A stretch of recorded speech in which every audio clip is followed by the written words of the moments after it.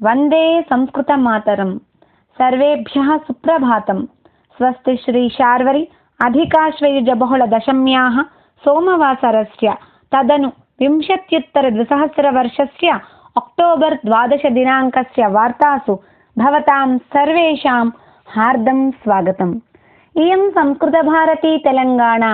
सम्प्रति वार्ताः श्रूयन्तां प्रवाचिका श्रीपूर्णा नूकल। वार्ता संपादकः श्री अडुसुवल्ली प्रभाकर शर्मा वर्यः। अद्यतनवार्ताः।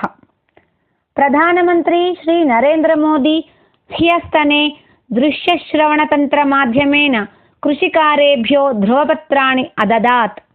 सन्दर्भेऽस्मिन् श्री मोदी अवादीत् यत् कृषीवलानाम् आजीविकायै तेषां सुरक्षाजीवनाय आनीतानां कर्षकप्रपत्राणां विषये केचन कर्षकरङ्गसंस्थाः निरसिताः भवन्ति। एषः बाधाकरविषयः। अपि कर्षकरङ्गाणां विपक्षैः दीयमानं प्रोत्साहं प्रति श्री मोदी विपक्षदलानि उद्दिश्य तीव्र आग्रहं प्रादर्शयत्। कार्मिकाणां कर्षकाणां समृद्धिः एव सर्वकारस्य आशयः इति श्री मोदी सविश्वासं प्रावोचत्। देशे विविध सर्वकाररंग कार्यालयेषु स्थितान् रिक्तस्थानान् शीघ्रे अर्हैः योग्यैः पूरयितुम् उद्घोषणा भविष्यति इति केन्द्रीय समाचार संबंध सचिवः श्री जितेन्द्र सिंह तोमर वर्येण प्रकटितम्। श्री तोमर वर्यः प्राकटयत् यत् इतः परं सर्वकार कार्यालय रिक्तस्थानानां कृते विधीयमानं मुखामुखि परीक्षाविधानम् अपाकृत्य लिखितपरीक्षाविधानम् आरप्स्यते इति। एतेन विधानेन पारदर्शकता भवेत् इति तेन आशंसितम्।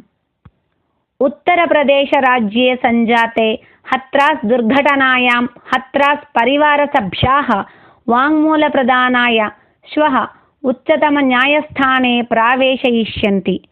अलाहाबाद उच्चस्तरीयन्यायस्थाने हत्रास् निर्बन्ध अन्त्यक्रियाणां विषये सञ्जाते नैकानां विषयाणां वाङ्मूलं प्रदातुं सायुधबलभटानां रक्षणे अद्य न्यायस्थानम् उपागमिष्यति। तेलङ्गाणाराज्य मुख्यमंत्री श्री कल्वकुंट्ल चन्द्रशेखररावेण प्रकटितं यत् आगामि दिनद्वये अतिवृष्टीणां सम्भावनावसरे सर्वे जागरूकाः भवेयुः इति। अपि च अधिकारिणः सर्वे तेन आदिष्टाः यत् विपत्करसमयेऽस्मिन् क्षेत्रस्तरात् साहाय्यकार्यक्रमाणां परिकल्पने अवश्यं सिद्धाः भवेयुः इति। तेलङ्गाणा मन्त्रिमण्डलिना उच्चस्तरीय समुपवेशने तेलङ्गाणाराज्य नागरिकानां भूसम्बद्ध सम्पद्विवरान् नियन्त्रण संरक्षण एवं पालना सर्वं जालपुटे प्रतिष्ठानावधिः अनुवर्तितः। मुख्यमंत्री श्री चन्द्रशेखररावः अस्यां समावेशे प्रमुखपात्रं निर्वहणम् अकरोत्। केन्द्रप्रशासनेन प्रविष्टानि कृषिरङ्गसंस्करणानि कर्षकाणां दुस्सहकराणि इति श्री चन्द्रशेखररावेण गर्हितम्। एतस्मिन् विषये केन्द्रप्रशासनं विरुध्य कर्षकसंक्षेमं काङ्क्षते इति अवादीत्। आन्ध्रप्रदेशे सर्वकारीय शिक्षकाणां कार्यस्थानपरिवर्तनम् अनुमोदितं। मुख्यमन्त्रिणा श्रीमता जगन्मोहन रेड्डिना केवलं दिनत्रये एव संसूचनाः आयान्तीति समसूचितम् इति वार्ताः। अद्यतन सुभाषितम्। यस्य नास्ति स्वयं प्रज्ञा शास्त्रं तस्य करोति किं लोचनाभ्यां विहीनस्य दर्पणः किं करिष्यति।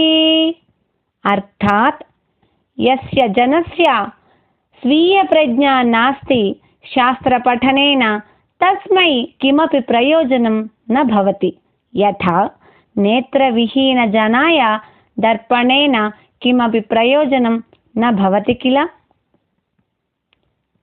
श्वः नूतनवार्ताभिः सह पुनर्मेलिष्यामः। तावत्पर्यन्तं मङ्गलं भवतु। धन्यवादाः। संस्कृतेन सम्भाषणं कुरु, जीवनस्य परिवर्तनं कुरु।